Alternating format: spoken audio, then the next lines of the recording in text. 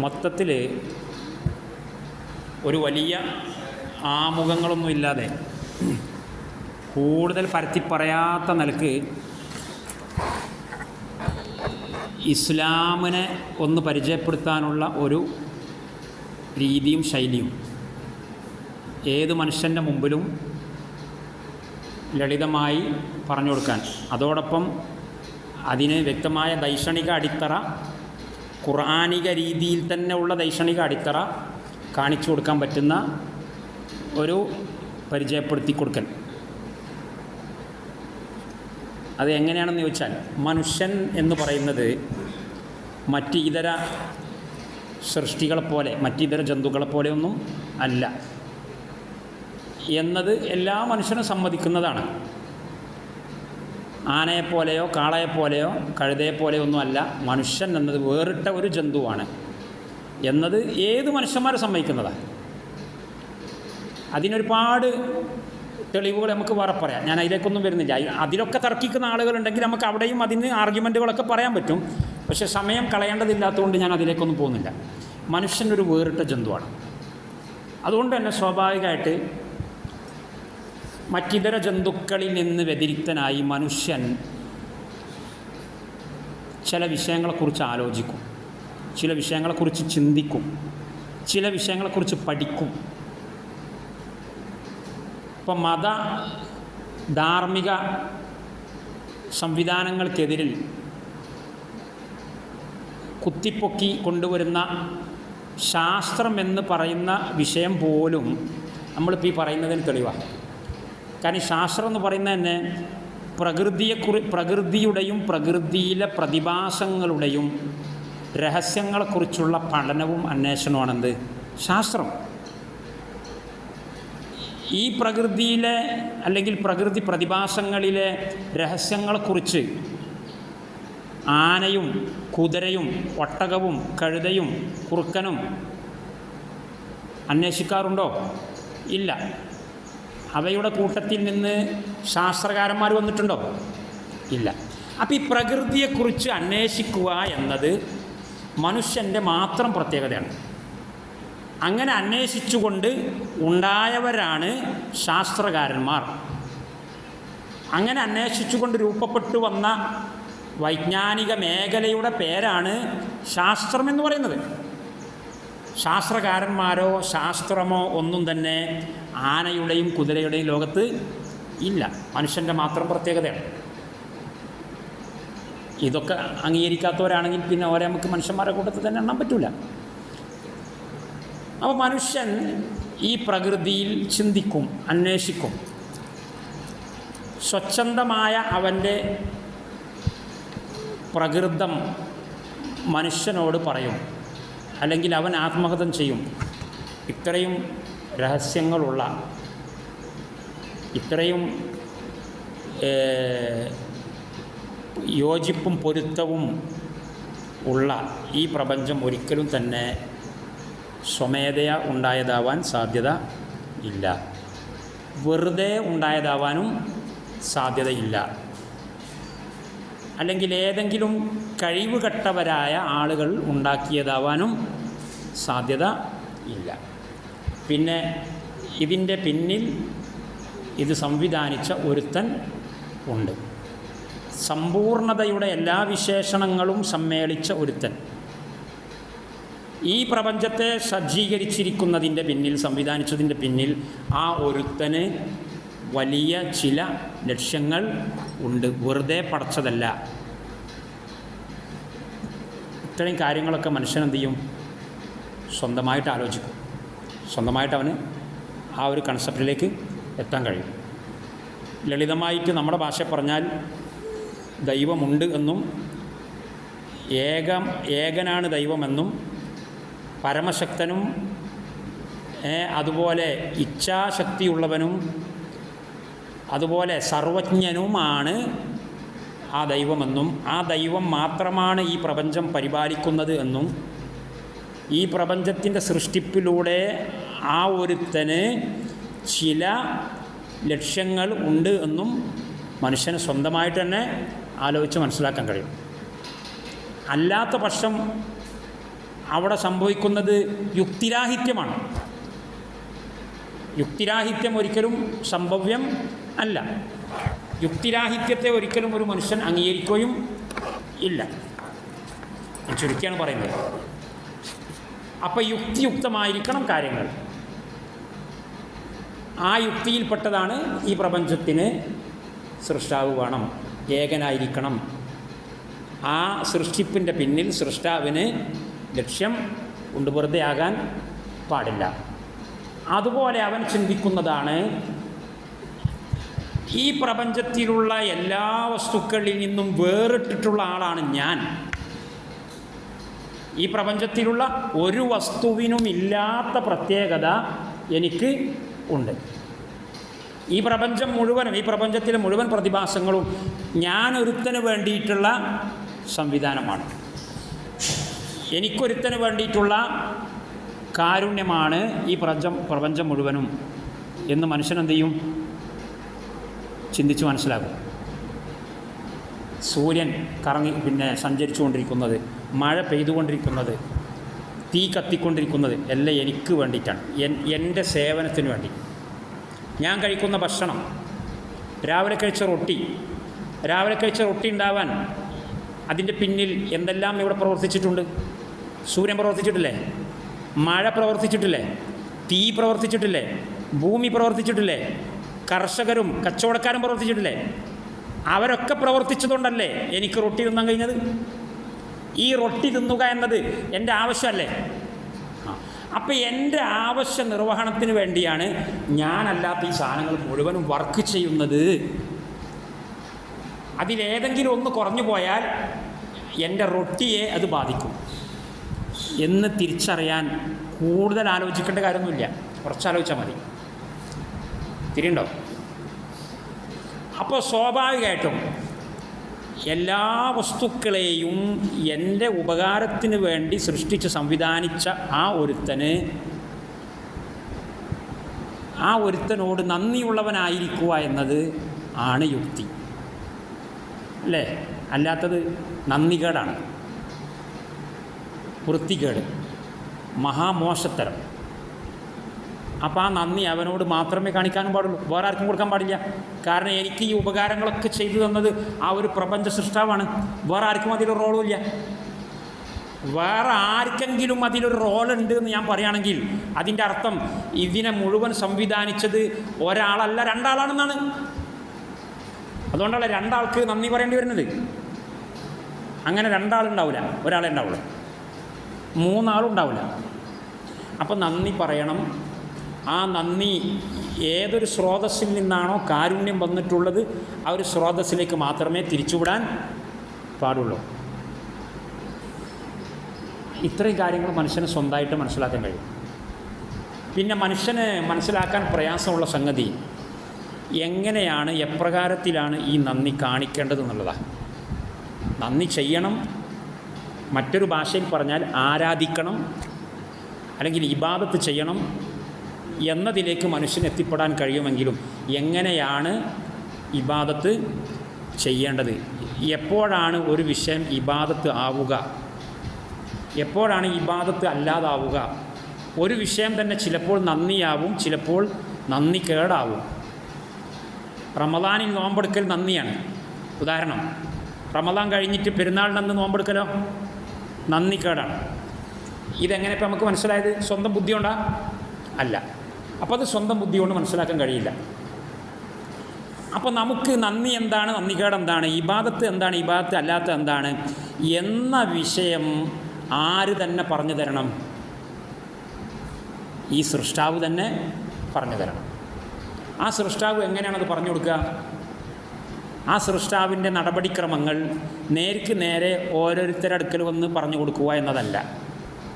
പിന്നെ മനുഷ്യവർഗത്തിൻ്റെ ഇടയിൽ നിന്നു തന്നെ ഒരു പ്രതിനിധിയെ നിയോഗിച്ചയച്ചുകൊണ്ട് ആ പ്രതിനിധിയിലൂടെ അള്ളാഹു അവൻ്റെ മാർഗരേഖ, എങ്ങനെയാണ് സൃഷ്ടികൾ അള്ളാഹുവിന് ഇബാദത്ത് ചെയ്യേണ്ടത് എന്ന രീതി അവർക്ക് പഠിപ്പിച്ചു കൊടുക്കുക എന്നുള്ളതാണ്.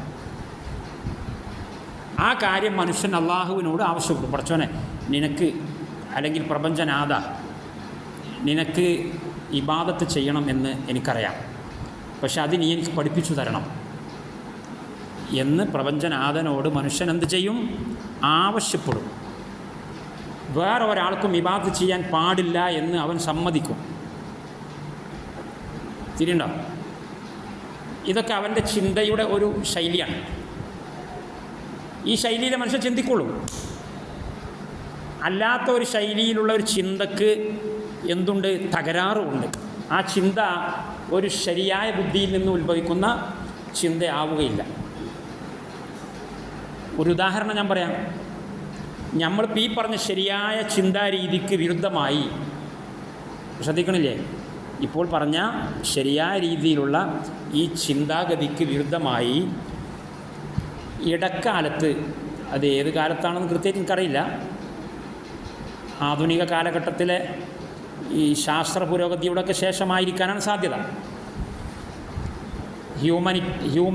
ഹ്യൂമാനിറ്റീസിലും അതുപോലെ സോഷ്യൽ സയൻസിലുമൊക്കെ ഉരുത്തിരിഞ്ഞു വന്നിട്ടുള്ള ഒരു പുതിയ സങ്കല്പമുണ്ട്. അതെന്താ?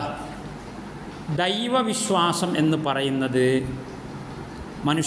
മനുഷ്യരിൽ ദൈവവിശ്വാസം ഉടലെടുത്തത് മനുഷ്യന് പ്രകൃതി പ്രതിഭാസങ്ങളിൽ നിന്നുള്ള ഭയപ്പാട് കണ്ട് പേടിച്ച് ആ പേടിയിൽ നിന്ന് ഒരു മോചനം ലഭിക്കുക എന്ന നിലക്കാണ്. മനുഷ്യൻ പ്രളയം കാണുന്നു, അതുപോലെ ഇടി, കാറ്റ്, അതുപോലെ ഭൂമികുലുക്കം, തീപിടുത്തം, അല്ലേ? ഇങ്ങനെയുള്ള പല സംഗതികളും മനുഷ്യൻ കണ്ടപ്പോൾ മനുഷ്യനെന്തായി? പേടിയായപ്പോൾ സ്വാഭാവികമായിട്ടും ഈ പേടിപ്പെടുത്തുന്ന ഈ സംഗതികളിൽ നിന്നൊക്കെ രക്ഷപ്പെടാൻ വേണ്ടി അവയെ ഒക്കെ ആരാധിക്കുന്ന, അവയോടൊക്കെ ഒരു ആരാധനാ മനോഭാവത്തോടു കൂടി അവരെ കാണാനുള്ള ഒരു ത്വര മനുഷ്യനിൽ ഉണ്ടായി. കുറേ ആളുകൾ അഗ്നി ആരാധകരായി, കുറേ ആളുകൾ സൂര്യനെ ആരാധിക്കാൻ തുടങ്ങി, കുറേ ആളുകൾ സമുദ്രത്തെ ആരാധിക്കാൻ തുടങ്ങി, ഭൂമിയെ ആരാധിക്കാൻ തുടങ്ങി, കുറേ ആളുകൾ പുണ്യപുരുഷന്മാരെ ആരാധിക്കാൻ തുടങ്ങി. പുണ്യപുരുഷന്മാർ മരണപ്പെട്ടപ്പോൾ അവരുടെ ശവകുടീരങ്ങളിൽ കെട്ടിപ്പൊക്കി ജാറമുണ്ടാക്കി ജാറം മൂടി ആരാധിക്കാൻ തുടങ്ങി. വേറൊരു വിഭാഗം ആളുകൾ പുണ്യപുരുഷന്മാരുടെ രൂപങ്ങളും ചിത്രങ്ങളും നിർമ്മിച്ചുണ്ടാക്കി വിഗ്രഹങ്ങളുടെ രൂപത്തിലാക്കി അതിനെ ആരാധിക്കാൻ തുടങ്ങി. അവരില്ലല്ലോ. അപ്പം ഈ രീതിയിലാണ് മനുഷ്യരുടെ ഇടയിൽ എന്ത് പ്രകടമായത്? ആരാധന എന്ന് പറയുന്ന വിഷയം പ്രകടമായത്. അപ്പം ഇവിടെ ആരാധ്യ വസ്തുക്കൾ ഒരുപാടുണ്ട് അല്ലേ? തീയുണ്ട്, സൂര്യനുണ്ട്, വെള്ളമുണ്ട്, പാമ്പുണ്ട്, തേളുണ്ട്, വിഗ്രഹങ്ങളുണ്ട്, ശവകുടീരങ്ങളുണ്ട്. അപ്പോൾ ഈ ആരാധ്യരായ വസ്തുക്കൾ ഒരുപാടുണ്ട്. പേടിയിലൂടെയാണ് ആരാധന ഉത്ഭവിക്കുന്നത്. രണ്ട് കാര്യമാണ്. പേടിയിലൂടെയാണ് ആരാധന ഉത്ഭവിക്കുന്നത്. മറ്റൊന്ന്, ആരാധിക്കപ്പെടുന്ന വസ്തുക്കൾ ഒന്നല്ല, ഒരുപാടുണ്ട്. അപ്പോൾ ബേസ് എന്താണ്? പേടിയാണ്. പിന്നെ ബഹുദൈവത്വവും ആണ്, ഷിർക്കാണ്. തിരിഞ്ഞോ? നമ്മൾ നേരത്തെ പറഞ്ഞതിനെതിരാണ്. നമ്മൾ നേരത്തെ എന്താ പറഞ്ഞത്? ബേസ് പേടിയല്ല, പിന്നെ ബേസ് സ്നേഹമാണ്. ഒരുപാട് അനുഗ്രഹങ്ങളാണ് മനുഷ്യൻ കണ്ണ് തുറക്കുമ്പോൾ കാണുന്നത്. ഞാൻ നേരത്തെ പറഞ്ഞില്ലേ, ഒരു റൊട്ടി കഷ്ണം നമ്മുടെ വയറ്റിലാകുന്നതിന് മുമ്പ് എന്തെല്ലാം പ്രോസസ്സ് ഇവിടെ നടന്നിട്ടുണ്ട് എന്നുള്ളത് തലയ്ക്ക് വെളിവുള്ള ഒരാൾക്ക് ചിന്തിച്ചാൽ മനസ്സിലാവും. അതിന് മുസ്ലിം ആവേണ്ട ആവശ്യമൊന്നുമില്ല. തിരിഞ്ഞോ? അപ്പോൾ സ്വാഭാവികമായിട്ടും ഇതിൻ്റെ പിന്നിൽ പ്രവർത്തിക്കുന്ന ഒരു പരമശക്തി ഉണ്ട്. അവർക്ക് ആ പരമശക്തിക്ക് മാത്രമേ ഈ പറഞ്ഞ എല്ലാത്തിനെയും എൻ്റെ സേവനത്തിന് വേണ്ടി കീഴ്പ്പെടുത്തി തരാൻ സാധിക്കുകയുള്ളൂ. സൂര്യനെ എനിക്ക് കീഴ്പ്പെടുത്തി തന്നു, സൂര്യനെ ഞാൻ ആരാധിക്കാം. തീയിനെ എനിക്ക് കീഴ്പ്പെടുത്തി തന്നു, പുണ്യപുരുഷന്മാരെ എനിക്ക് കീഴ്പ്പെടുത്തി തന്നു, ഇവിടുത്തെ കച്ചവടക്കാരെയും കർഷകരെയും എനിക്ക് കീഴ്പ്പെടുത്തി തന്നു. ഇനി ഞാൻ അവരെ പോയിട്ട് ആരാധിക്കാം? ഇവരെ എല്ലാവരെയും എനിക്ക് കീഴ്പ്പെടുത്തി തന്ന ആ ഒരു ശക്തി ഏതാണോ അവനെയാണ് നമ്മൾ ആരാധിക്കേണ്ടത്. അത് സ്നേഹത്തിൽ നിന്ന് ഉത്ഭൂതമാകുന്നതാണ്. അവനോടുള്ള നന്ദിയും കൂറും കടപ്പാടും എന്ന നിലയ്ക്ക് ഉത്ഭൂതം ആകുന്നതാണ്. അവൻ ഒരുത്തനായിരിക്കും. തിരിഞ്ഞോ? കുറേ ഇല്ല. തീ, വെള്ളം, കാറ്റ്, മലകൾ, സമുദ്രങ്ങൾ, ഔലിയാക്കന്മാരില്ല. ഒരുത്തൻ. ഏകദൈവത്വമാണ് ആരാധനയുടെ, ഇബാദത്തിൻ്റെ അടിസ്ഥാനം. അതുപോലെ ഇബാദത്തിൻ്റെ അടിസ്ഥാനം നന്ദിയും സ്നേഹവും കൂറും ആണ്. എന്തിനുള്ള നന്ദി? ഉപകാരത്തിനുള്ള, അനുഗ്രഹത്തിനുള്ള, സംരക്ഷണത്തിനുള്ള, പരിപാലനത്തിനുള്ള. തിരിയുണ്ടോ? അപ്പോൾ ആധുനിക സോഷ്യൽ സയൻസിൽ തലതെറിച്ചു പോയ ആളുകൾ സിദ്ധാന്തിച്ചതുപോലെയുള്ള രീതിയല്ല ശരിക്കും ഉള്ളത്. പേടിക്കാൻ ഭൂമി കുലുക്കം. ഉദാഹരണം പറയാം. നിങ്ങളാരെങ്കിലും ഭൂമി കുലുങ്ങി കണ്ടണോ? നമ്മൾ കണ്ടിട്ടില്ല.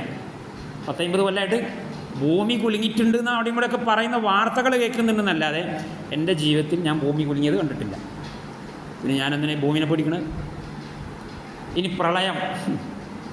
10-50 കൊല്ലമായിട്ട് ആകെപ്പാടെ 2 പ്രളയം ഞാൻ കണ്ട്. ആ പ്രളയം തന്നെ നമുക്ക് ഒരു തമാശയായിരുന്നു. അത്ര വലിയ സംഭവമൊന്നും ആയിരുന്നില്ല. തിരിയുണ്ടോ? തീപിടുത്തം എന്ന് പറഞ്ഞാൽ അങ്ങനത്തെ തീപിടുത്തമൊന്നും ഇതുവരെ കണ്ടിട്ടില്ല.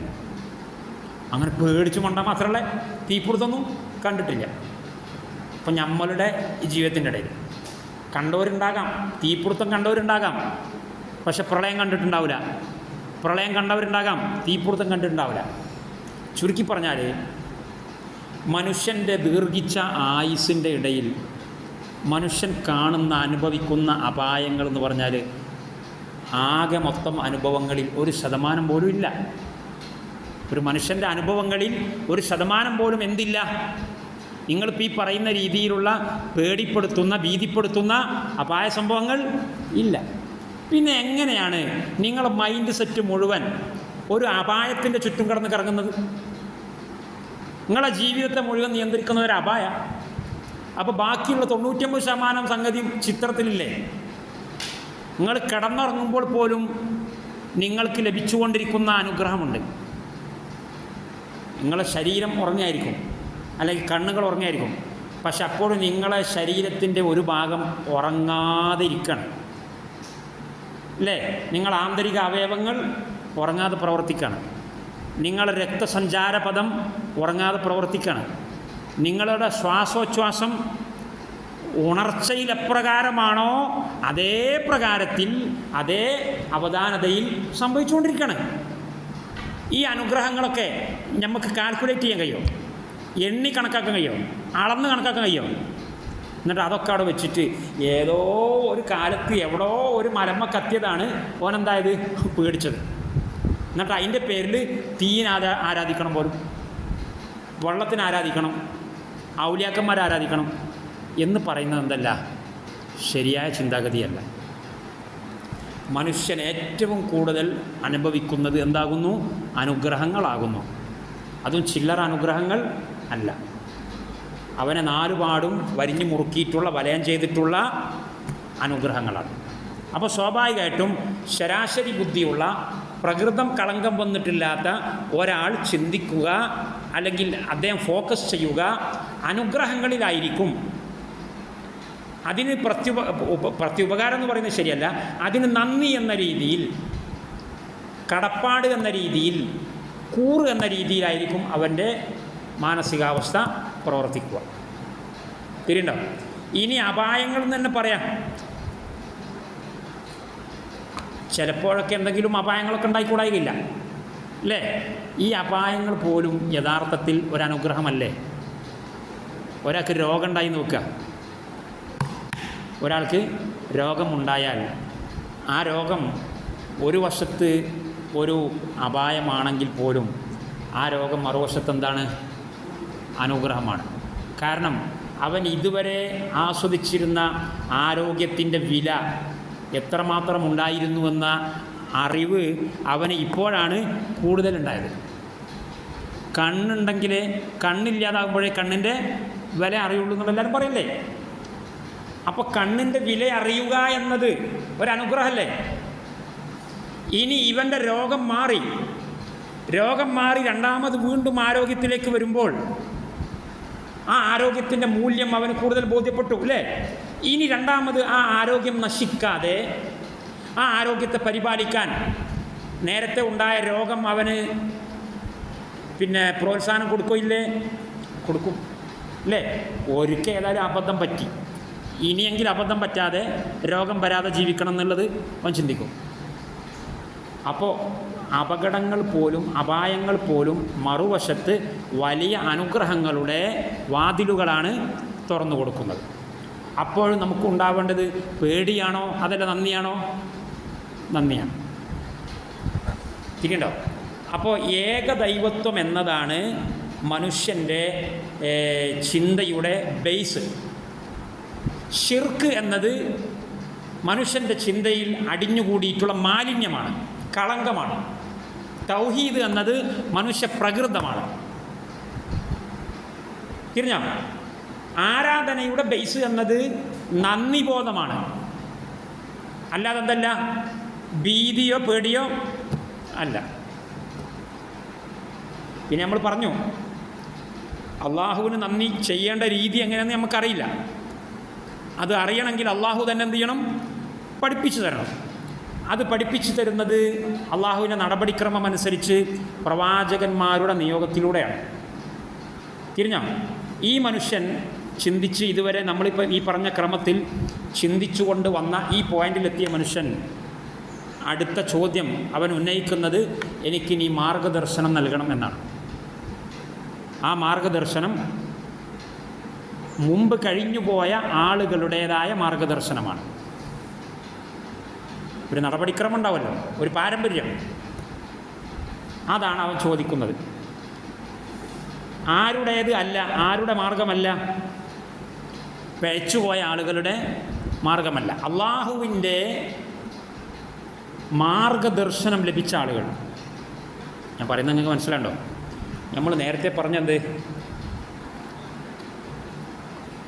നേരത്തെ പറഞ്ഞത് ഈ സൂര്യന്, ചന്ദ്രന്, കാറ്റ്, മഴ, വെള്ളം, ഓക്സിജൻ, ഭക്ഷണ പദാർത്ഥങ്ങൾ അല്ലേ, ഇതൊക്കെ കിട്ടിയപ്പോൾ നമ്മൾ ആരായി? അനുഗ്രഹീതരായി എന്ന് പറഞ്ഞില്ലേ അല്ലേ? ഒക്കെ അള്ളാഹുവിൻ്റെ അനുഗ്രഹങ്ങളാണ്. അപ്പോൾ അതുകൊണ്ട് അള്ളാഹുവിൻ്റെ അനുഗ്രഹങ്ങൾക്ക് നന്ദി പറയണം എന്നൊക്കെ പറഞ്ഞു വന്നിട്ടാണ് നമ്മൾ പിന്നെ അള്ളാഹു കാരുണ്യവാനാണ്. സൂറത്തുൽ ഫാത്തിഹൻ്റെ ഒരു ചിത്രങ്ങൾ മനസ്സിൽ വരുന്നില്ലേ അല്ലേ? അൽഹംദുലില്ലാഹി റബ്ബിൽ ആലമീൻ, പ്രപഞ്ചനാഥൻ, പ്രപഞ്ച നിയന്താവ് അല്ലേ? മരിക്ക് അർറഹ്മാൻ റഹീം, അൽഹംദുലില്ലാഹി റബ്ബിൽ ആലമീൻ. അർറഹ്മാൻ റഹീം എന്ന് പറഞ്ഞാൽ പരമകാരുണികനും കരുണാനിധിയും എന്നൊക്കെ പറയുന്നത്. അവൻ്റെ കാരുണ്യത്തെ ഒരു പ്രാവശ്യം വർണ്ണിച്ചു, വീണ്ടും മതിവരാതെ വീണ്ടും വർണ്ണിക്കണം. അർ റഹ്മാൻ എന്ന് പറഞ്ഞ് നിർത്താതെ അർ റഹീം. അപ്പം ഈ കാരുണ്യം മാത്രമാണ് എന്ന് തോന്നുമ്പോൾ അള്ളാഹു പരമകാരുണികനാണ്, കരുണാനിധിയെന്ന് പറയുമ്പോൾ നമുക്കിനി എങ്ങനെ ജീവിക്കാം? അള്ളാഹു ഒരു നിലക്കും നമ്മളെ ആക്രമിക്കൂല, അല്ലെങ്കിൽ നമ്മളെ ശിക്ഷിക്കൂല, അല്ലെങ്കിൽ വേദനിപ്പിക്കൂല എന്ന് ചിന്തിക്കാൻ ഒരു സാധ്യത അവിടെ ഉണ്ട്. നമുക്ക് ദുനിയാവിൽ എങ്ങനെയും ജീവിക്കാം. കാരണം അള്ളാഹു ആരാണ്?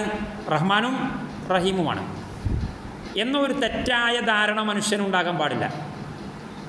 അങ്ങനെ ഒരു ദൈവസങ്കല്പവും ശരിയല്ലതാണ്. മനുഷ്യന്മാരെ കയറൂരി വിട്ട് ഈ ഫിത്തനയും ഫസാദും കുഴപ്പവും കലാപവും ഉണ്ടാക്കാൻ പറ്റുന്ന രീതിയിൽ മനുഷ്യനെ കയറൂരി വിടുക എന്നതും ദൈവസങ്കല്പത്തോട് പൊരുത്തപ്പെടുന്നില്ല. അത് മനുഷ്യനറിയാം. അതുകൊണ്ട് തന്നെ മനുഷ്യൻ പറയണെന്ത്? അള്ളാഹുവിൻ്റെ കാരുണ്യം എന്ന് പറഞ്ഞാൽ യഥാർത്ഥ കാരുണ്യം, അത് കാരുണ്യമാവണമെങ്കിൽ നീതിന്യായ വ്യവസ്ഥ ഇവിടെ നടപ്പിലാവണം. അതും കൂടെ ഉണ്ടാകുമ്പോഴേ കാരുണ്യം എന്താവുള്ളൂ? പൂർത്തിയാവുള്ളൂ. അതുകൊണ്ട് അവൻ പറയുന്നത് മാലികി യൗമിദ്ദീൻ, പരലോക നാളിൻ്റെ സർവാധിപൻ, ഉടമസ്ഥൻ. പരലോക നാളിൻ്റെ പ്രത്യേകത കാരണം എന്താ? ഇവിടെ ആക്രമിച്ചവൻ, ഇവിടെ കൊന്നവൻ, ഇവിടെ പരിഹസിച്ചവൻ, ഇവിടെ അന്യായം ചെയ്തവൻ, അവരെല്ലാം അവരർഹിക്കുന്ന ശിക്ഷ നൽകുന്ന ദിവസം, അനീതിക്ക് പാത്രമായവർക്ക് നീതി വാങ്ങിക്കൊടുക്കുന്ന ദിവസം. അങ്ങനെ ഒരു ദിവസം ഉണ്ടാകുമ്പോഴേ അള്ളാഹു കാരുണ്യവാനാണ് എന്നത് പൂർത്തിയാകുന്നുള്ളൂ. തിരിയുണ്ടോ? അള്ളാഹുവിൻ്റെ കാരുണ്യത്തിൻ്റെ പൂർത്തീകരണം എന്നോണമാണ് എന്ത് വരുന്നത്? മാലിക് യൗമിദ്ദീൻ വരുന്നത്, പരലോക ജീവിതം വരുന്നത്. സൂറത്തുൽ അൻആമിൽ തന്നെ ഒരു സ്ഥലത്ത്, ഇപ്പോൾ നമ്മളിപ്പോൾ ഈ പറയുന്ന ഫാത്തിഹയുടെ ഒരു ശൈലിയാണ്.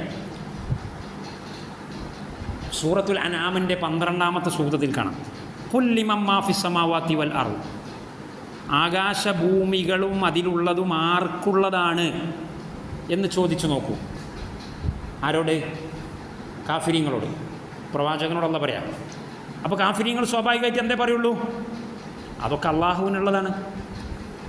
കാരണം എല്ലാവർക്കും വിശ്വാസമുണ്ട്.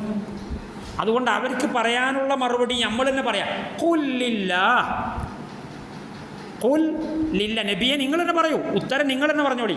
അതാർക്കുള്ളതാണ്? അള്ളാഹുവിനുള്ളതാണ്. അവർക്ക് പറയാനുള്ള ഉത്തരം നിങ്ങൾ തന്നെ പറഞ്ഞോളൂ, ഖുൽ ലില്ലാഹ്. ഇതാണ് അൽഹംദുലില്ലാഹി റബ്ബിൽ ആലമീൻ എന്നത്, അല്ലേ? അൽഹംദുലില്ലാഹി റബ്ബിൽ ആലമീൻ, പ്രപഞ്ചം. അതന്നെയല്ലേ ഖുൽ ലിമൻ മാ ഫിസ് സമാവാതി വൽ അർദി എന്നുള്ളത്? ഖുൽ ലില്ലാഹ്. അത് കഴിഞ്ഞിട്ട് അതേ സൂക്തത്തിൽ സൂറത്തുൽ ഫാത്തിഹയിൽ 3 ആയത്തുകളിൽ പറഞ്ഞ കാര്യം സൂറത്തുൽ അനാമിൻ്റെ ഒറ്റ ആയത്തിലാണ്. സൂറത്തുൽ ഫാത്തിഹയുടെ 3 ആയത്തുകളിൽ പറഞ്ഞ കാര്യങ്ങൾ ഒന്നായിട്ട് സൂറത്തുൽ അനാമിലെ ഒരൊറ്റ ആയത്തിൽ നമ്പർ 12, ഖുൽ ലിമൻ മാ ഫിസ് സമാവാതി വൽ അർദി ഖുൽ ലില്ലാഹ് കതബ അലാ നഫ്സിഹി റഹ്മ ലയജ്മഅന്നകും ഇലാ യൗമിൽ ഖിയാമത്തി ലാ റൈബ ഫീ. എന്താ ബാക്കിയില്ലെങ്കിൽ അർത്ഥം? ഖുൽ ലില്ലാഹ് കതബ അലാ നഫ്സിഹി റഹ്മ. ഉണ്ടോ? അർ റഹ്മാനിർ റഹീം. ഫാത്തിഹയിലെ 2-ാമത്തത് അർ റഹ്മാനിർ റഹീം. ഇവിടെ ഇതേ സൂക്തത്തിൻ്റെ മറ്റൊരു വാക്യം കതബ അലാ നഫ്സിഹി റഹ്മ. അള്ളാഹു സ്വന്തം വിഷയത്തിൽ റഹ്മത്ത്, കാരുണ്യത്തെ എന്തായിട്ട് എഴുതി വച്ചിട്ടുണ്ട്?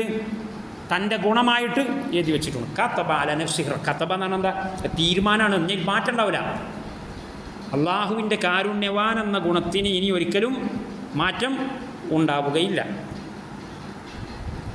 അത് കഴിഞ്ഞിട്ട് അതേ സൂറത്തിൻ്റെ ബാക്കിയിൽ എന്താ പറയുന്നത്?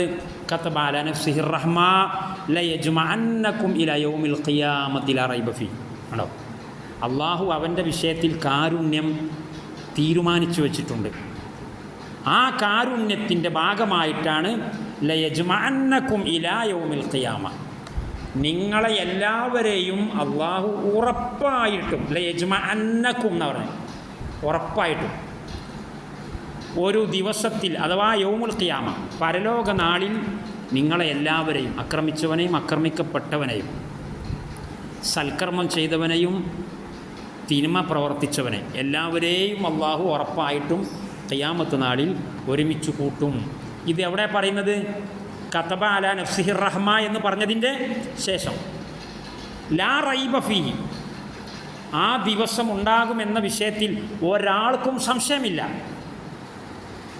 തിരുണ്ടാവും. അള്ളാഹു പരിശുദ്ധ ഖുർആനെ പറ്റി പറഞ്ഞതാണ് ലാ റൈബ ഫീഹി, ദാലിക്കൽ കിതാബു ലാ റൈബ ഫീഹി. അതേ പ്രയോഗമാണ് അതിനെക്കുറിച്ച് പറയുന്നത്. പരലോക നാൾ ഉണ്ടാകുമെന്ന വിഷയത്തിൽ ചിന്തിക്കുന്ന ബുദ്ധിയുള്ള വിവേകമുള്ള ഒരാൾക്കും ഒരു സംശയത്തിൻ്റെ കണിക പോലും ഉണ്ടാകാൻ വകുപ്പില്ല. കാരണം ഈ പ്രപഞ്ചത്തിൽ നമ്മൾ കാണുന്നത് അതാണ്. ആക്രമിക്കപ്പെടുന്നവർ, കഷ്ടപ്പെടുത്തപ്പെടുന്നവർ, പീഡിപ്പിക്കപ്പെടുന്നവർ, അല്ലേ?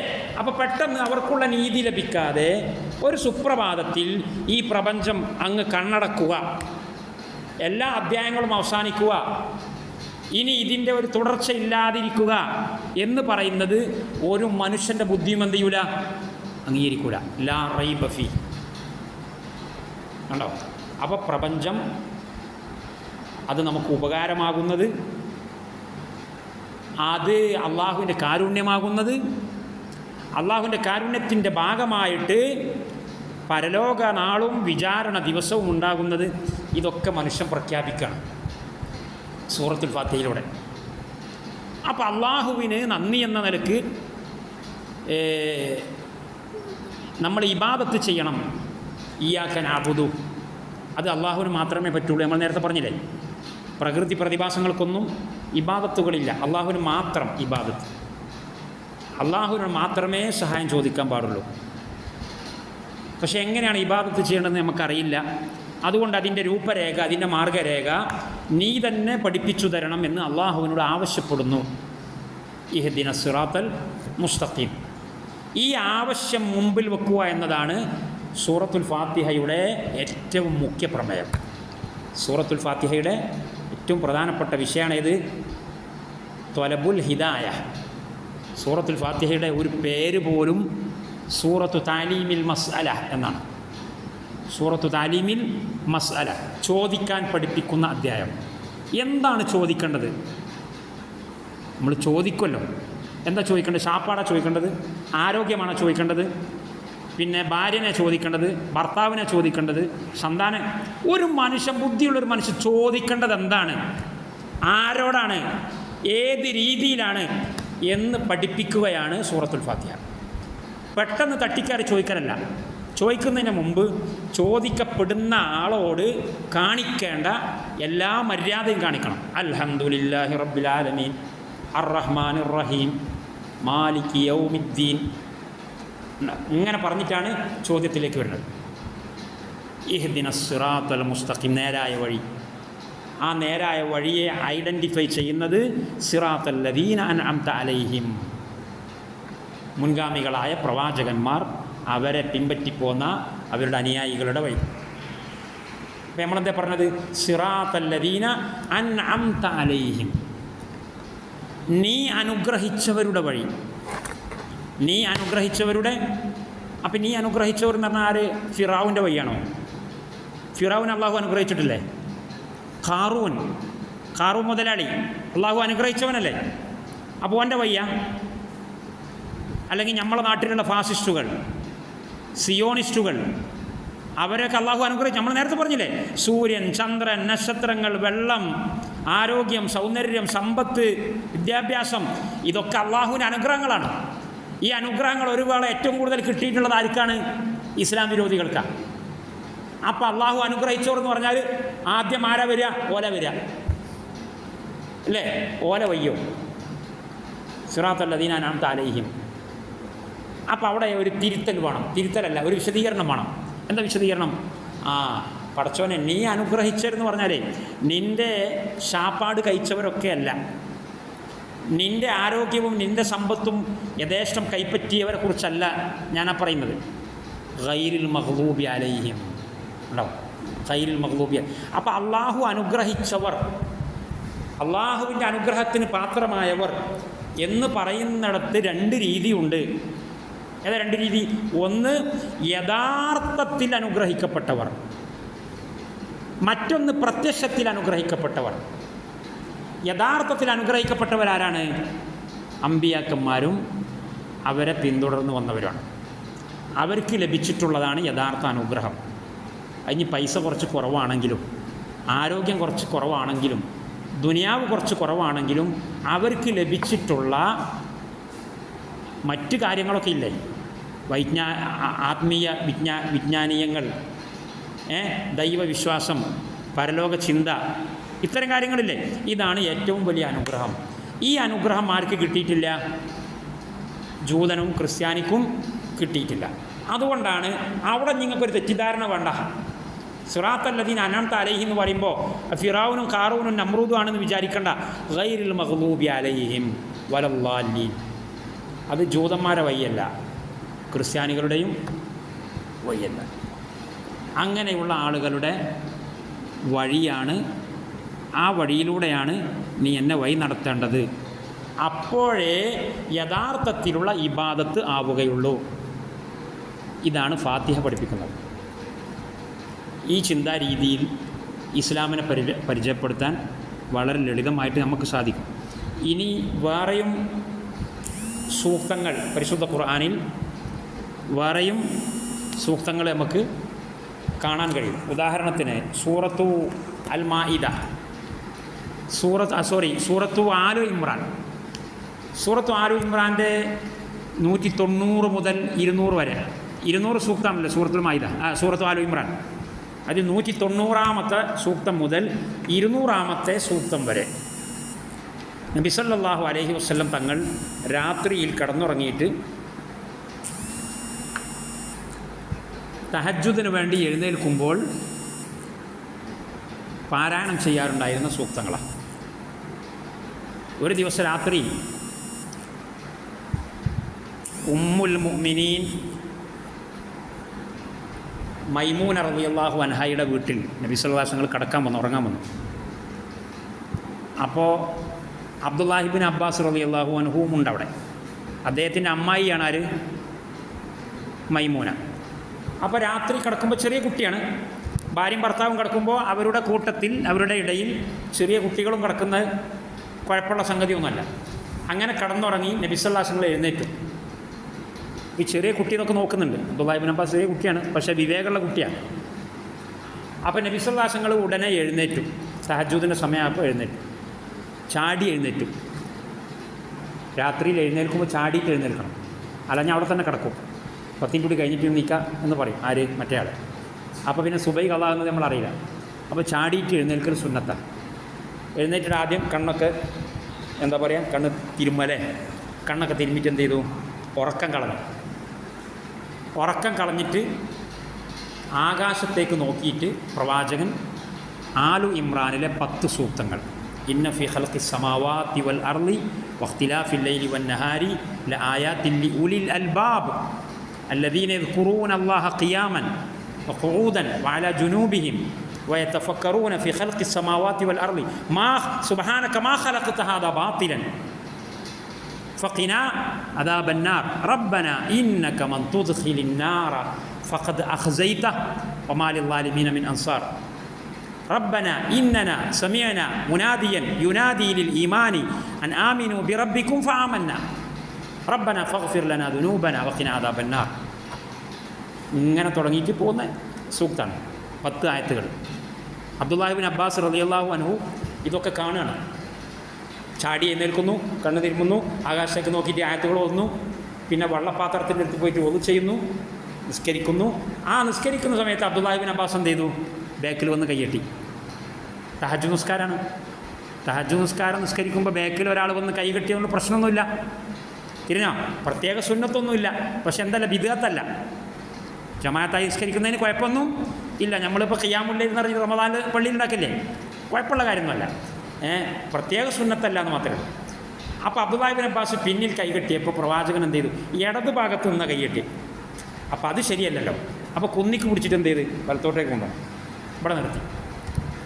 ഈ സംഭവം അബ്ദുല്ലാഹിബ്ൻ അബ്ബാസ് റളിയല്ലാഹു അൻഹുമയിൽ നിന്ന് ഇമാം ബുഖാരി റഹിമഹുല്ലാ ചുരുങ്ങിയത് 7 സ്ഥലത്ത് സ്വഹീഹ് ബുഖാരിയിൽ ഉദ്ധരിച്ചിട്ടുണ്ട്.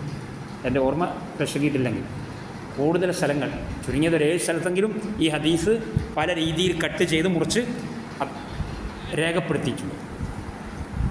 തിരിഞ്ഞോ? അതിൽ ഇബ്നു അബ്ബാസ് റളിയല്ലാഹു അൻഹുമ പറയുന്നുണ്ട്, പ്രവാചകൻ ആലു ഇമ്രാനിലെ 10 അവസാനത്തെ 10 സൂക്തങ്ങൾ പാരായണം ചെയ്തിരുന്നു. അപ്പോൾ തഹജ്ജുദിന് വേണ്ടി എഴുന്നേറ്റാൽ സുബൈൻ്റെ മുന്നേ ഒരു അരമണിക്കൂർ 3/4 മണിക്കൂർ മുന്നേ എഴുന്നേറ്റാൽ ചെയ്യാവുന്നതേ ഉള്ളൂ. സിമ്പിളാണ്. ഈ ആയത്തുകൾ എന്ത് ചെയ്യുക? ഓതുക. സുന്നത്താണ് കേട്ടോ. വേറൊരു ഹദീസിൽ കാണാം, അത് ആയിഷ റളിയല്ലാഹു അൻഹയിൽ നിന്ന് ഉദ്ധരിക്കപ്പെടുന്ന ഹദീസ്. ഇബ്നു ഹിബ്ബാൻ തൻ്റെ സ്വഹീഹ് ഇബ്നു ഹിബ്ബാനിൽ ഉദ്ധരിച്ച സ്വഹീഹായ ഹദീസാണ്. അതിൽ കാണുന്ന നബി സല്ലല്ലാഹു അലൈഹി വസല്ലം ഒരു ദിവസം രാത്രി ആയിഷ ബീവിയുടെ അടുക്കൽ വന്നു, വീട്ടിൽ വന്നു. അപ്പോൾ ഭാര്യമാരുടെ വീട്ടിൽ വന്നാൽ ഭാര്യമാരുടെ അവകാശങ്ങളല്ലേ പരിഗണിക്കേണ്ടത്. അപ്പോൾ അവകാശങ്ങൾ ഭംഗം വരാൻ പാടില്ല. അപ്പോൾ ആയിഷ ബീവിയുടെ സമ്മതം ചോദിച്ചിട്ടാണെങ്കിലും ഓക്കെ.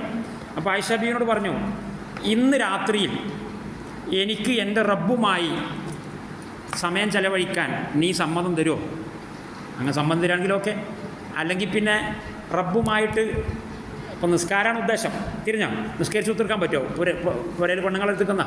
അപ്പോൾ ആയിഷ ബീവി പറഞ്ഞു, നബിയെ, നിങ്ങളുടെ കൂടെ ജീവിക്കലാണ് എൻ്റെ ഇഷ്ടം. നിങ്ങൾക്ക് ഇഷ്ടപ്പെട്ട ഒക്കെയും അതും എനിക്കിഷ്ടം. സംഗതി മനസ്സിലായില്ലേ? നിങ്ങളുടെ കൂടെ ജീവിക്കൽ എനിക്കിഷ്ടമുള്ള കാര്യമാണ്. നിങ്ങൾക്ക് താല്പര്യമുള്ള സംഗതികളും എനിക്ക് ഇഷ്ടമാണ്. ചുരുക്കി പറഞ്ഞാൽ ആയിഷ ബീവി കുടുങ്ങി. എല്ലിനും ഇലക്കും മുള്ളിനും കേടുവരാതെ സംഗതി രക്ഷപ്പെടുത്താന്നുള്ള നിലയ്ക്ക് ആയിഷ ബീവി സമ്മതം കൊടുത്തു. അപ്പോൾ പ്രവാചകൻ എന്ത് ചെയ്തു? നിസ്കരിക്കാൻ തുടങ്ങി. അങ്ങനെ നിസ്കാരം കഴിഞ്ഞപ്പോൾ, ദീർഘനേരത്തെ പ്രാർത്ഥന നിസ്കാരമൊക്കെ കഴിഞ്ഞപ്പോൾ ആയിഷ റളിയല്ലാഹു അൻഹയോട് നബി സല്ലല്ലാഹു അലൈഹി വസല്ലം പറഞ്ഞു, ആയിഷ, ഇന്നത്തെ രാത്രിയിൽ എനിക്ക് ഒരു സൂക്തം അവതരിച്ചിട്ടുണ്ട്.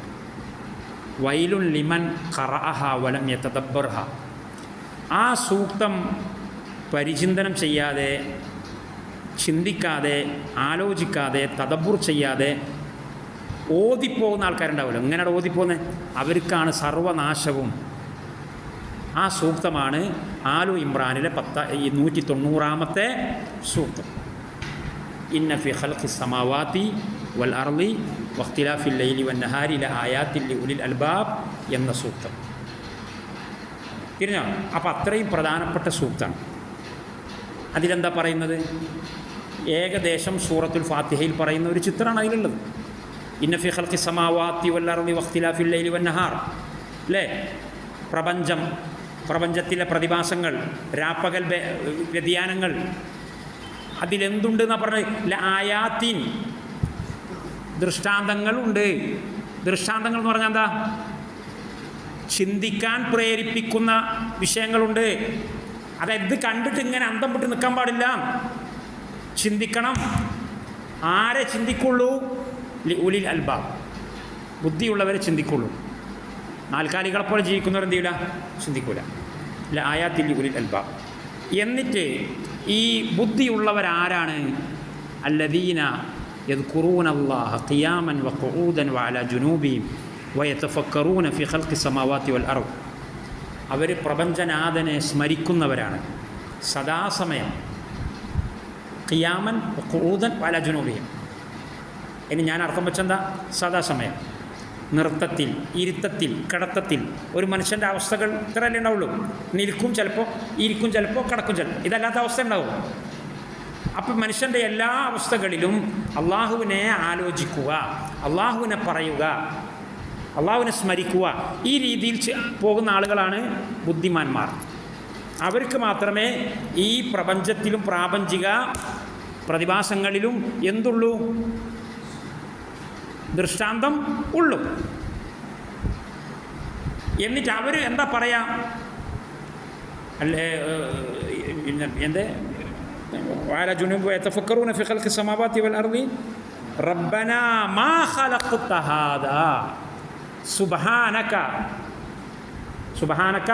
റബ്ബനാ മാ ഖലഖ്ത ഹാദാ ബാത്തിലൻ സുബ്ഹാനക ഫഖിനാ അദാബന്നാർ. ബുദ്ധിയുള്ളവർ പറയാണ്, മാ ഖലഖ്ത ഹാദാ ബാത്തില, ഇത് നീ വെറുതെ ചുമ്മാ പടച്ചതല്ല, ചുമ്മാ പടച്ചതാണ് എന്ന് ചിന്തിക്കുന്നത് പോലും അബദ്ധമാണ്. സുബ്ഹാനക് എന്ന് പറഞ്ഞാൽ എന്താ? ചുമ്മാ പടക്കുക എന്നതിൽ നിന്ന് നീ പരിശുദ്ധനാണ്. നീ പരിശുദ്ധനാണ്. നിന്റെ പരിശുദ്ധതയെ ഞാൻ വാഴ്ത്തുന്നു. എന്താ പരിശുദ്ധത എന്ന് പറഞ്ഞാൽ? എന്താ പരിശുദ്ധത എന്ന് പറയുന്നത്? ഇവിടുത്തെ പരിശുദ്ധത കൊണ്ട് ഉദ്ദേശം ഇത്രയും വിശാലമായ, ഇത്രയും ആകർഷണീയമായ, ഇത്രയും ചിന്തോദ്ദീപകമായ പ്രപഞ്ചത്തെ യാതൊരു ലക്ഷ്യബോധവുമില്ലാതെ ചുമ്മാ പടക്കുക എന്ന് പറയുന്നത് ഒരിക്കലും നിൻ്റെ വിശേഷണങ്ങളോട്, നിൻ്റെ മഹത്വത്തോട്, നിൻ്റെ പരിപൂർണതയോട് യോജിക്കുന്നതല്ല. ചുമ്മാ പടക്കേ. സുബ്ഹാനക ഫഖിനാ അദാബന്നാർ. അതുകൊണ്ട് നരകശിക്ഷയിൽ നിന്ന് നീ എന്നെ സംരക്ഷിക്കണം. കണ്ടോ? അപ്പോൾ പ്രകൃതി പ്രതിഭാസങ്ങൾ വന്നു. ഇരിണ്ടോ? പ്രകൃതിയും പ്രപഞ്ചവും പ്രാപഞ്ചിക പ്രതിഭാസങ്ങളും വന്നു. ഇതിനെ അള്ളാഹു സൃഷ്ടിച്ചിട്ടുള്ളത് വ്യക്തമായ ചില ലക്ഷ്യങ്ങൾക്ക് വേണ്ടിയിട്ടാണ് എന്നും വന്നു. അല്ലേ? ആ ലക്ഷ്യങ്ങൾ എന്തൊക്കെയാ? അതിൽ ഏറ്റവും പ്രധാനപ്പെട്ട ലക്ഷ്യം എന്താ? അത് മനുഷ്യൻ്റെ ഉപകാരത്തിനുള്ളതാണ്. ഏറ്റവും ഉത്കൃഷ്ടനായ എൻ്റെ സൃഷ്ടി മനുഷ്യനാണ്. തിരിയുണ്ടോ? എൻ്റെ സൃഷ്ടികളിൽ ഏറ്റവും ഉത്കൃഷ്ടൻ മനുഷ്യനാണ്. അവൻ്റെ ഉപകാരത്തിന് വേണ്ടി ഉള്ളതാണ് ഈ പറയുന്ന എല്ലാ സംഗതികളും. അതുകൊണ്ട് അവൻ അതിനെ ഉപകാരമെടുക്കണം, അതിനെ ഉപദ്രവമാക്കാൻ പാടില്ല. രാത്രി അവന് ഉപകാരത്തിനുള്ളതാണ്. പല നിലക്ക് ഉപകാരം എടുക്കാം. പക്ഷെ രാത്രിയെ എന്താക്കാൻ പാടില്ല?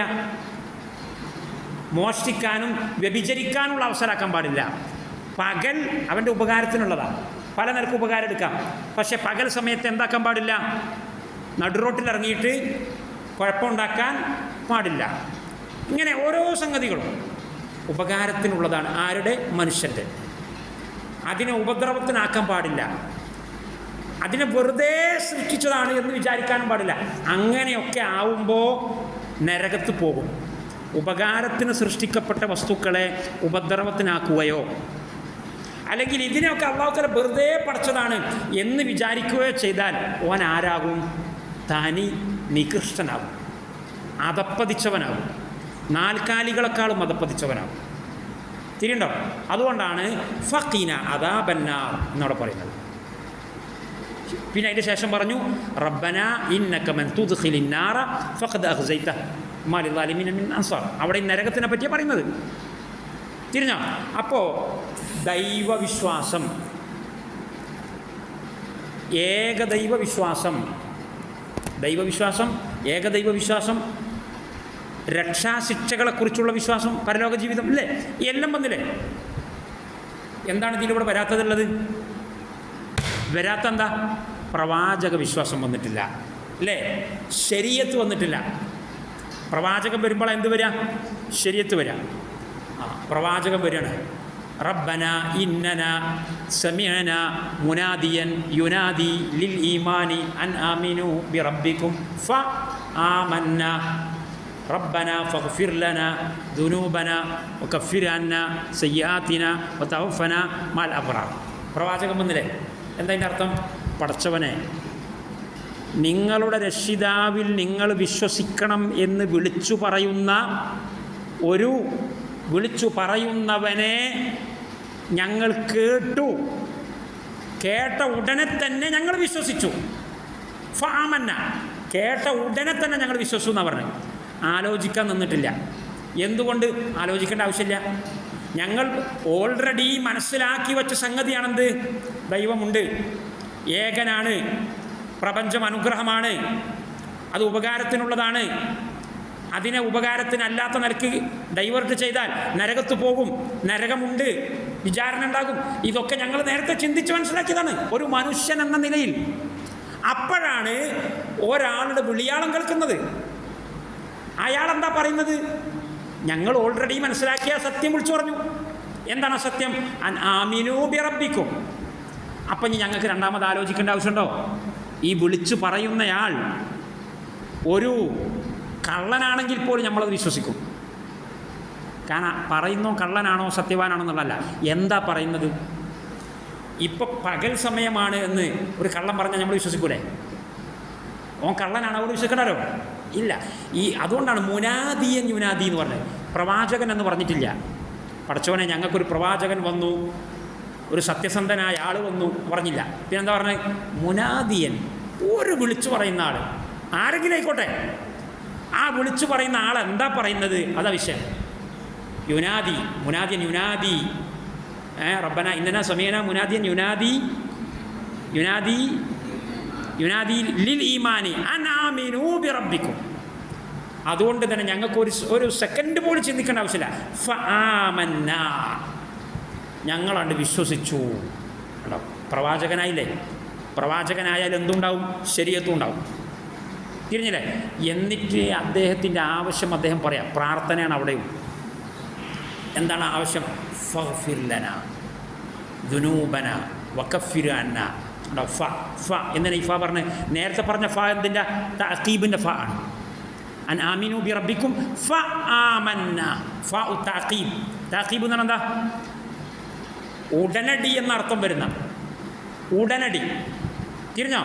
ഒട്ടും സാവകാശമില്ലാതെ ഓൺ ദി സ്പോട്ട് എന്ന് പറയുന്ന ധ്വനിയാണ് ഫആമന്ന. രണ്ടാമത് ഫഗ്ഫിർ ലനാ ദുനൂബന. ആ ഫാവിൻ്റെ മാന തഅഖീബല്ല, ആ ഫാവിൻ്റെ മാന തഅലീലാണ്. കാരണം മാധ്യമം, സത്യവിശ്വാസം എന്ന മാധ്യമം മുമ്പിൽ വെച്ചുകൊണ്ട് ഉണ്ടോ ഈ ഇടയാളൻ എന്ന് പറഞ്ഞ് നമ്മൾ സമസ്തക്കാർ പറയുന്ന ഇടയാളൻ, ഈ യഥാർത്ഥ ഇടയാളൻ, നിൻ്റെയും എൻ്റെയും ഇടയിലുള്ള യഥാർത്ഥ ഇടയാളൻ ഔലിയാക്കന്മാരല്ല, ജാറം അല്ല, മറ്റെന്തെങ്കിലും അല്ല, പിന്നെ സത്യവിശ്വാസമാണ്. അൻ ആമിനു ബി റബ്ബിക്കും ഫആമന്ന റബ്ബന ഫഗ്ഫിർ ലനാ. റബ്ബന, പടച്ചോനെ അതുകൊണ്ട് ഞങ്ങൾക്ക് ഇനി പൊറുക്കണം. ഏതുകൊണ്ട്? ഔലിയാക്കന്മാരെ കൊണ്ടുവന്നോ? ബദരീങ്ങളെ കൊണ്ടുവന്നോ? പിന്നെ ഏതുകൊണ്ട്? ഞാൻ സത്യവിശ്വാസിയായിട്ടുണ്ട്, അതുകൊണ്ട്. അപ്പം അള്ളാഹുവിലേക്ക് അടിമ കയറി ചെല്ലാനുള്ള വഴി ഔലിയാക്കന്മാരല്ല, മഹാന്മാരല്ല, പിന്നെ അവൻ്റെ സത്യവിശ്വാസമാണ്. ആ വഴിയിലൂടെ മാത്രമേ കടന്നു ചെല്ലാൻ കഴിയൂ. ഫആമന്ന ഫഗ്ഫിർ ലനാ ദുനൂബന. മറ്റൊരർത്ഥത്തിൽ പറഞ്ഞാൽ തവസ്സുൽ. തവസ്സുൽ എന്ന് കേട്ടിട്ടില്ലേ? അള്ളാഹുവിലേക്ക് തവസ്സുലാക്കേണ്ട വസ്തുവാണേത്? സത്യവിശ്വാസം. മറ്റൊന്ന് സൽക്കർമ്മം. തിരിയുണ്ടോ? അത് വേറെ സ്ഥലത്ത് പറയുന്നുണ്ട്. നമ്മളെ ഈ ആലു ഇമ്രാനിൽ തന്നെ പറയുന്നുണ്ട്.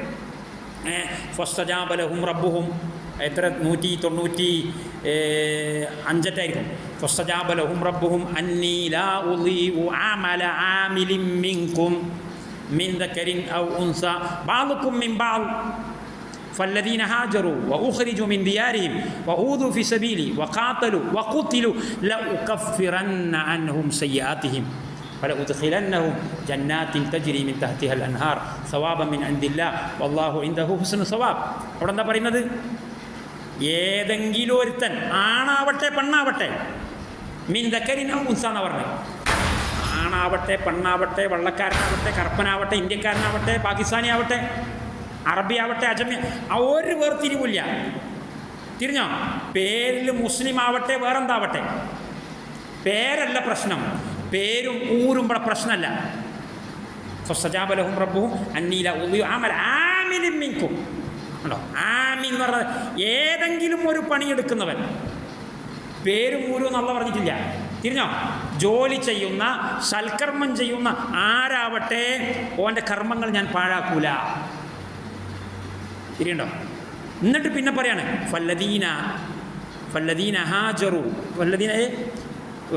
ഹാജറു വഉഖ്രിജൂ മിൻ ദിയാരിഹിം വഊദൂ ഫീ സബീലി. നിങ്ങൾ നോക്കി, സ്വന്തം നാടും വീടും ത്യജിക്കേണ്ടി വന്നവൻ, വീട്ടിൽ നിന്ന് ആട്ടിയോടിപ്പിക്കപ്പെട്ടവൻ, ഊദൂ ഫീ സബീലി എൻ്റെ മാർഗത്തിൽ ആക്രമിക്കപ്പെട്ടവൻ. നിസ്കരിച്ചവനല്ല പറഞ്ഞത്, നോമ്പെടുത്തവനല്ല പറഞ്ഞത്, ഏറ്റവും കഠോരമായ പ്രയാസങ്ങളെക്കുറിച്ച് പറഞ്ഞിട്ട് പറയാം. ഊദൂ ഫീ സബീലി വഖാതലു വഖുതിലു. എന്നിട്ടെന്താ പറഞ്ഞത്? ലഉകഫിറന്ന അൻഹും സയ്യാത്തിഹിം. അവർക്ക് ഞാൻ പുറത്തു കൊടുക്കും. വ്യഭിചരിച്ച കുറേ കാലം വ്യഭിചരിച്ച ഞാൻ പുറത്തു കൊടുത്തു. കള്ളും കുടിച്ച് നടന്നതാ, സാരല്ല, ഓനെ ഞാൻ പുറത്തു അല്ല പറഞ്ഞത്. പിന്നെ ഏറ്റവും കഠിനമായി അധ്വാനിച്ചവനെ കുറിച്ചുള്ള പറയാണ്, ഓനക്ക് ഞാൻ പുറത്തു കൊടുക്കും, ഉറപ്പാണ്. ലഉകഫിറന്ന അൻഹും സയ്യാത്തിഹിം വലഉദ്ഖിലന്നഹും ജന്നാത്ത്. തിരിഞ്ഞോ? അപ്പോൾ നേരത്തെ പറഞ്ഞ മാധ്യമം സത്യവിശ്വാസം, പിന്നെ പറഞ്ഞ മാധ്യമം ജിഹാദ് ഉൾപ്പെടെയുള്ള അള്ളാഹുവിൻ്റെ മാർഗത്തിലുള്ള മരണം ഉൾപ്പെടെയുള്ള ഏറ്റവും പ്രയാസകരമായ സംഗതികളെ പറയും. ഇതാണ് സ്വർഗത്തിലേക്കുള്ള വഴി, അള്ളാഹുവിലേക്കുള്ള വസീല. അതില്ലാതെ, സത്യവിശ്വാസമില്ലാതെ, സൽക്കർമ്മമില്ലാതെ ഉന്നത സ്ഥാനങ്ങൾ കയറിപ്പിടിക്കണം എന്ന് വിചാരിക്കുന്നതിന് പ്രത്യാശ എന്നോ പ്രതീക്ഷ എന്നോ പറയാവതല്ല. അതിന് വ്യാമോഹം എന്നാ പറയാം. വ്യാമോഹം സൈനുദ്ദീനായാലും കമറുദ്ദീനായാലും നടപ്പില്ല, ജൂതനും നസ്രാനിക്കും ഏതായാലും നടപ്പില്ല. ലൈസ ബി അമാനിയിക്കും വല അമാനി അഹ്ലിൽ കിതാബ്. നിങ്ങളുടെ വ്യാമോഹം, നിങ്ങൾ എന്ന് പറഞ്ഞാൽ മാപ്പിള ആയതുകൊണ്ട് മാത്രം സ്വർഗത്ത് പോവോ? പേരുകൊണ്ട് മാപ്പിളായ സ്വർഗത്ത് പോവോ? ലൈസ ബി അമാനിയിക്കും വല അമാനി അഹ്ലിൽ കിതാബ്. ജൂതന്മാർ നസ്രാനികളുടെ വ്യാമോഹം ഒരു ഒരു ഒരു ഒരു സ്ഥാനവും അതിനില്ല. തിരിയുണ്ടോ? മയ്യാമൽ സൂഅൻ യുജ്സ ബി. തോന്നിവാസം ചെയ്തവൻ അതിൻ്റെ ഫലം അനുഭവിക്കും. പിന്നെ പ്രത്യാശ ആർക്ക് മാത്രമുള്ളതാ? അധ്വാനിച്ചവർക്കുള്ളതാ. ഇന്നല്ലദീന ആമനു വല്ലദീന ഹാജറു വജാഹദു ഫീ സബീലില്ലാഹി ഉലൈക യർജൂന റഹ്മത്തല്ലാഹ് വല്ലാഹു ഗഫൂറുർ റഹീം. സൂറത്തുൽ ബഖറയുടെ 218 അല്ലാഹു പറയാ, ഇന്നല്ലദീന ആമനു വിശ്വസിച്ചവർ, വല്ലദീന ഹാജറു ഹിജ്റ പോയവർ, വജാഹദു ഫീ സബീലില്ലാഹ് എൻ്റെ വഴിയിൽ സമരം ചെയ്തവർ, ഓൽക്ക് പ്രതീക്ഷക്ക് വകുപ്പുണ്ട് എന്നാണ് പറഞ്ഞത്. ഓൽക്കാണ് ചാടിക്കയറാന്നല്ല. ഉലൈക യർജൂന റഹ്മത്തല്ലാഹ്, അവർക്ക് മാത്രം പ്രതീക്ഷക്ക് എന്തുണ്ട്? വകുപ്പുണ്ട്. വല്ലാഹു ഗഫൂറുർ റഹീം.